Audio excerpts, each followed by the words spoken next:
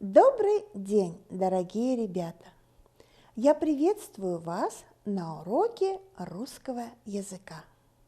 Чтоб сегодня наш урок всем пошел ребятам впрок, постарайтесь все понять, слушать, думать и вникать.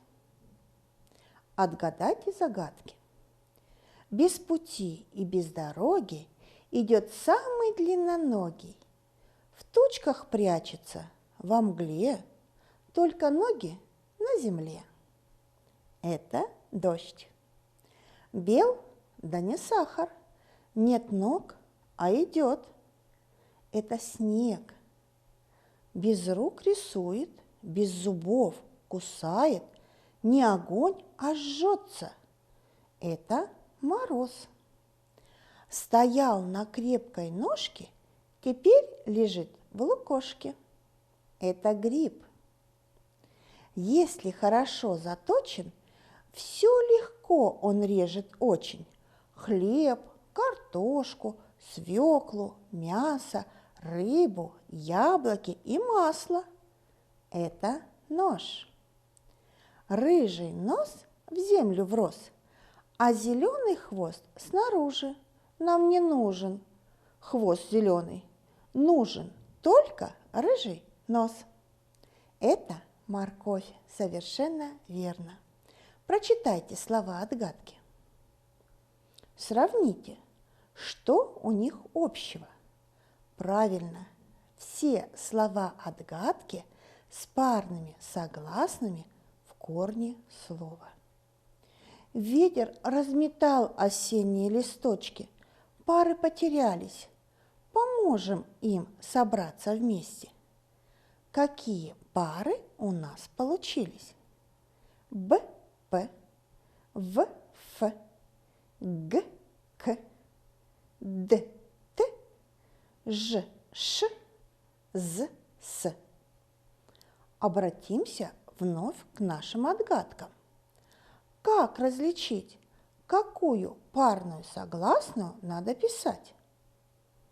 Чтобы грамотно писать и знать, когда применять правила, нужно научиться замечать орфограммы и понимать значение слов и их частей. Тема нашего урока – правописание слов с парными согласными в корне. На уроке узнаем о правописании звонких и глухих согласных в корне слова и о способах проверки слов с парными согласными. Будем развивать умение различать звонкие и глухие согласные в корне слова. В нашем русском языке пары ходят налегке. Часто хитрые подружки подменить хотят друг дружку. Как узнать, писать какую? Эту букву или другую? Предстоит сегодня нам все расставить по местам. Вспомним, что в русском языке есть парные и непарные согласные звуки. Буквы Б, П, В, Ф, Ж, Ш, З, С, Д, Т, Г, К образуют пары звуков, из которых один звонкий, второй глухой. А почему они называются парными? При произношении парных согласных звуков воздух встречает во рту одинаковое препятствие. Звонкие согласные звуки Б, В, Г, Д, Ж, З произносятся с голосом и шумом.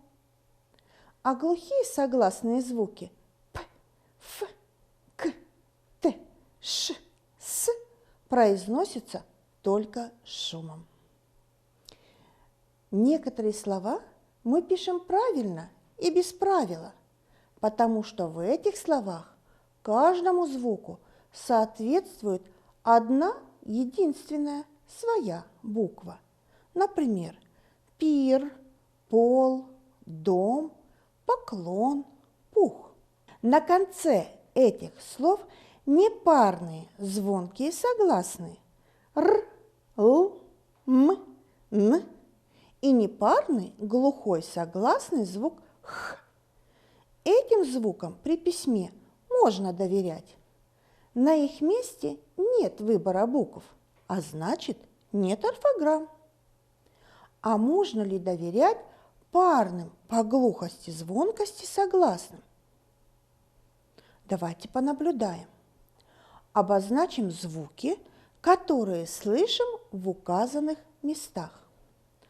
Повар готовил обед, а тут отключили свет. Пришли к нам сегодня 4 кошки, отложили мы в сторону ложки. Посмотрите, как пишутся эти слова. Обед, свет, кошки, ложки. Сравним звуки с буквами. Иногда буквы парных согласных соответствуют звукам, а иногда нет. Звук «т» обозначается буквой «т» или «д». Звук «ш» обозначается буквой «ш» или «ж». Парным по глухости и звонкости согласным звукам, когда они стоят на конце слова или перед другим парным согласным, при письме доверять нельзя. А нельзя, потому что на месте одного и того же звука бывают разные буквы. Правильную букву для такого звука нужно выбирать. Это орфограмма. Чтобы правильно обозначить буквой парный по глухости, звонкости согласный звук на конце слова или перед согласным в корне, надо изменить слово или подобрать родственное слово так, чтобы парный согласный звук оказался перед гласным звуком или звонким согласным звуком л, м, н, р, в. Понаблюдаем, что происходит с парными согласными в середине и в конце слова. Рассмотрим пары однокоренных слов. Коробка, короб, мороз, заморозки, лужки, луг, поездка, поезд. Какой же звук обозначает выделенная буква в корне? В слове «короб» на конце слышится звук «п», а пишем букву «б». Мороз – звук «с», а пишем букву «з». Луг – звук «к», а пишем букву «г». Поезд – звук «т», а пишем букву «д».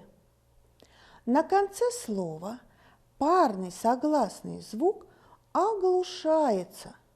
Чтобы проверить парный по глухости, звонкости согласный, нужно подобрать такое однокоренное проверочное слово, чтобы после проверяемого согласного звука стоял гласный или сонорный согласный. Короб – нет короба. Мороз – морозный. Луг – нет луга. Поезд – нет поезда. Теперь произнесем слова с парными согласными в середине слова. В слове «коробка» слышится звук «п», а пишем букву «б». Заморозки – звук «с», а пишем букву «з». Лужки – слышится звук «ш», а пишем букву «ж». Поездка – слышим звук «т», а пишем букву «д». Можно ли, используя знакомое правило проверки написания парного согласного на конце слова, проверить написание букв в середине слова? Давайте попробуем. Заморозки – заморозить. Коробка – коробочка. Лужки – лужок. Поездка – ездить. Если парное согласное на конце слова или в середине слова стоит перед гласной или перед сонорной согласной, ее написание совпадает с произношением. Значит, и в проверяемом слове мы будем писать ту же согласную букву. Подберите пары слов «проверочная» и «проверяемая», записывая их в столбики. Повез, дуб, книжка, дубок, книжный, вредный, записка, вред, увезли, записать. Не забываем, что проверочные слова – это такие слова, в которых после парного согласного слышится гласный звук или сонорный согласный. А проверяемые слова – это те слова, в которых звук и буква могут не совпадать. Проверьте себя.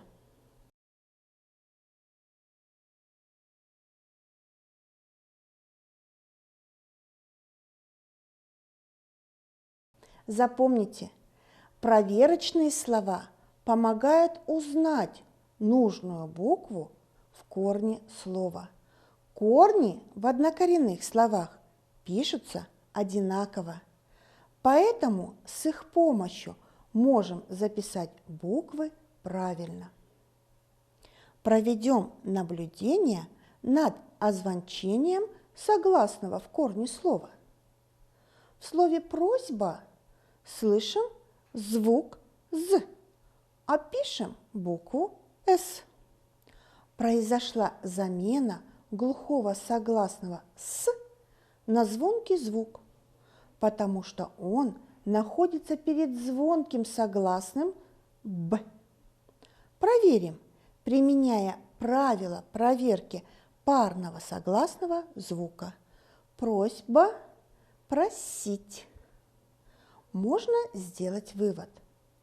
Парный звонкий согласный звук в середине слова перед глухим согласным оглушается, а парный глухой звук перед звонким согласным озвончается. Оглушение и озвончение согласных звуков наблюдается в тех словах, в которых идут две согласные буквы подряд. Звонкий звук плюс глухой звук получается оглушение. Глухой звук плюс звонкий звук получается озвончение. Если слышишь парный звук, будь внимательным, мой друг. Парный сразу проверяй, слово смело изменяй. Орфограмма, буква согласного в корне слова, обозначается так. Гриб, грибник, селедка, селедочка. Посмотрите внимательно. Выделим корень слова, подчеркиваем парную согласную на конце слова или на конце корня одной чертой. Подчеркиваем букву-помощницу двумя чертами. Не забываем, буква-помощница может быть как гласной, так и сонорной согласной. Выполните задание. Из заданных слов составьте новые слова, используя для этого первые слоги каждого слова. Подберите проверочные слова. Забор, гадкий, камера. Вторая строчка. Кролик, ватрушка, каша. Третья строка. Русалка, башмак, канат. Проверьте себя. Загадка – загадать. Кроватка – кроваточка. рубашка, рубашечка. Вставьте букву парного согласного звука. Запишите проверочное слово. Ложка, сугроб, морковь, ошибка, город, медведь, сказка, трубка. Проверьте себя.